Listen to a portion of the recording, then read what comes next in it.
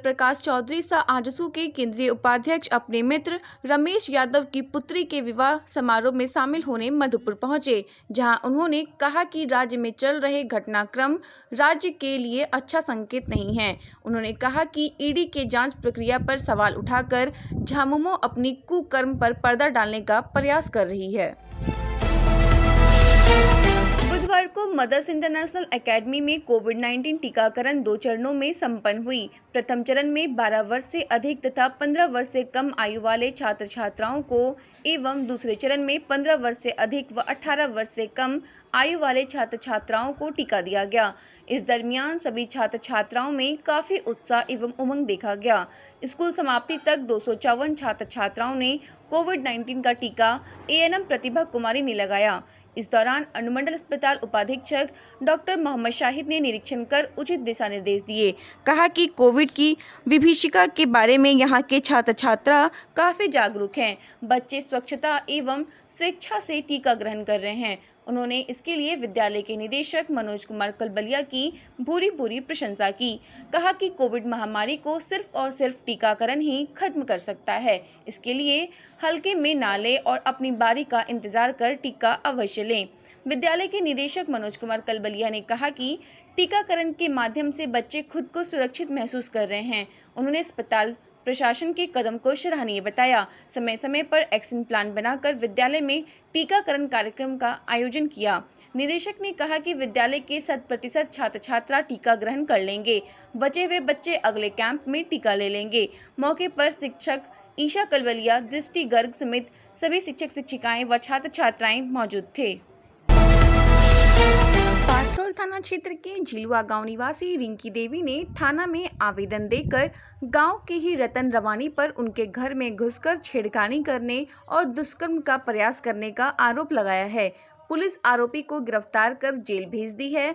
पीड़िता ने आरोप लगाया है कि वह घर में अकेली थी, तभी रतन रवानी उसके घर में घुसकर दुष्कर्म का प्रयास किया। हो हल्ला करने पर आरोपी जान मारने की धमकी देते हुए फरार हो गया।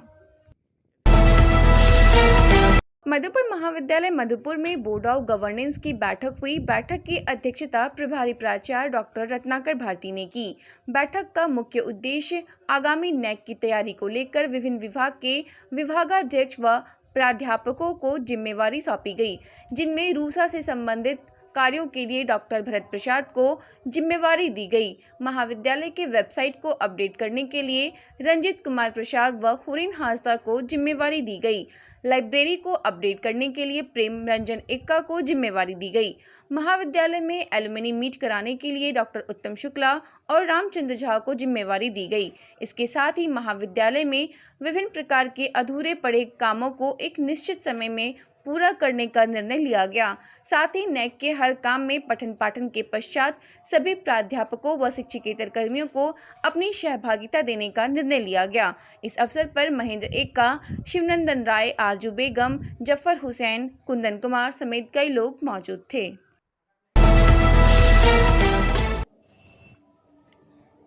लगभग 1 साल के बाद बुधवार को मधुपुर शहरी जलापूर्ति चालू हुई।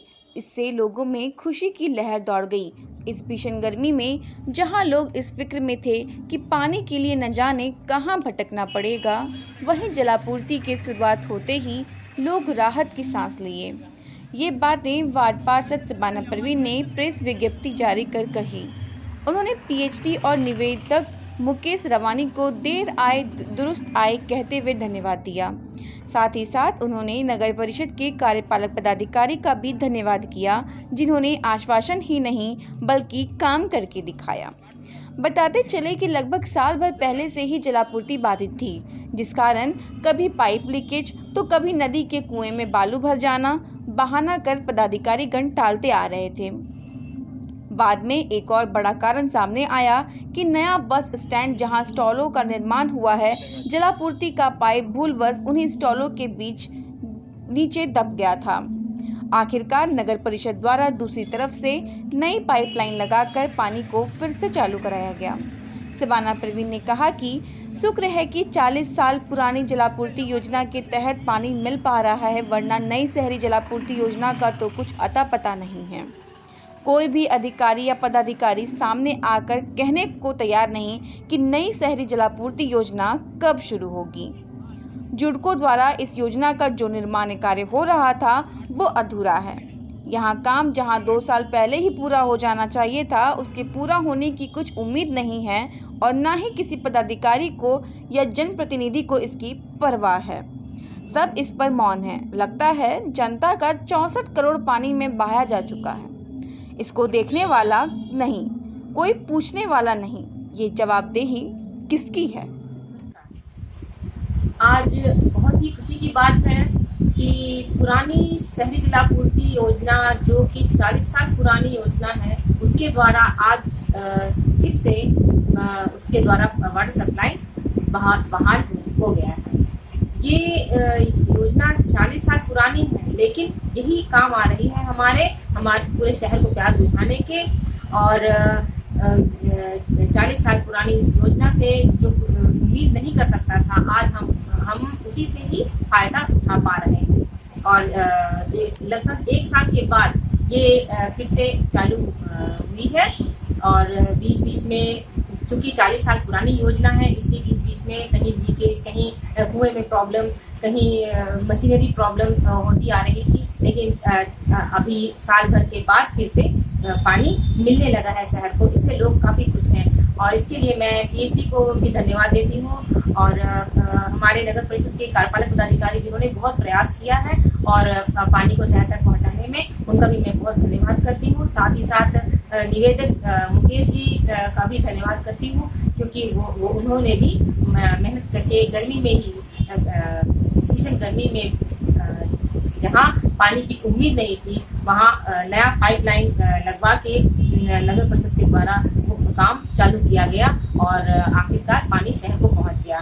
क्योंकि पुरानी शहरी जलापूर्ति से तो कोई उम्मीद बची नहीं है, क्योंकि जो योजना 2 साल पहले खत्म हो जानी थी, पूरी हो जानी थी, जिसके द्वारा पानी मिलना शुरू हो जाना था अब तक, लेकिन उसका कुछ अता पता अब तक नहीं।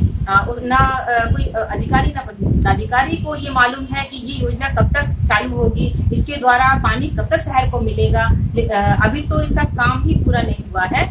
पाइपलाइन का अभी काम होना बाकी है। अभी जो नदी में जो कुआं है उसकी हालत बिल्कुल उसी तरह है जैसे पहले थी। एक तरफ को धंसा हुआ था और अभी तक उस पे काम शुरू नहीं हुआ है। इसका कुछ अता पता नहीं कि कब तक काम ये शुरू होगा और कब तक ये काम खत्म होगा, कब तक शहर को इसके द्वारा पानी मिलेगा। इससे तो उम्मीद लोग छोड़ चुके हैं, लेकिन बहुत खुशी की बात है कि पुरानी शहरी जलापूर्ति हमारी उम्मीद को पूरा कर रही है और शहर को पानी मिल रहा है। सवाल ये है कि ये जो नई शहरी जलापूर्ति योजना, जिसमें 64 करोड़ की लागत जो लगी है, वो पैसा आखिर कहाँ जा रहा है?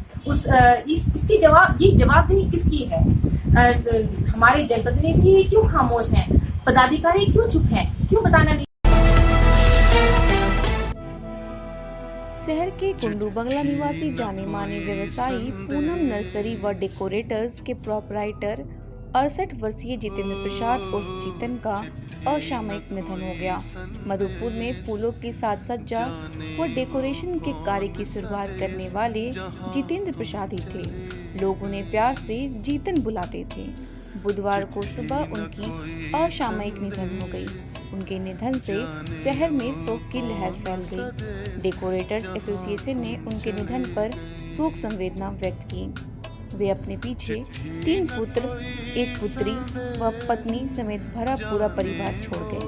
उनके निधन पर मधुपुर नागरिक समिति के अध्यक्ष अरविंद तिवारी ने भी शोक संवेदना व्यक्त की। उनका अंतिम संस्कार बैकुंठ धाम स्थित शमशान घाट में किया गया। अंतिम संस्कार में सैकड़ों लोग पहुंचे, जहां सबों की आंखें नम थीं।